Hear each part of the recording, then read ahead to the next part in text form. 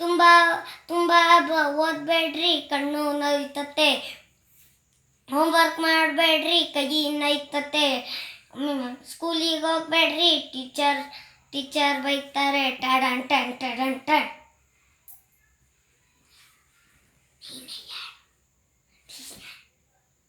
ಓದೋದ್ ಬಿಡ್ಬೇಡ್ರಿ, ಹಾಳಾಗೋಗ್ತೀರಾ.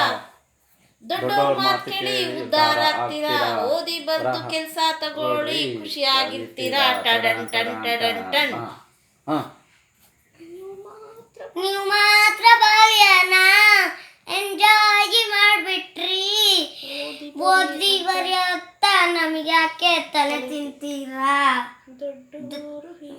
ದೊಡ್ಡವರು ಹೀಗೆನಾ?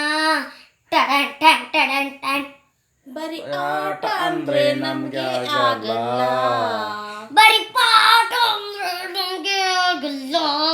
ಆಟದ ಜೊತೆನೆ ಪಾಠ ಇದ್ದರೆ ಟಡನ್ ಟನ್ ಟಡನ್ ಟನ್. ಇದು ಚೆನ್ನಾಗಿತ್ತು.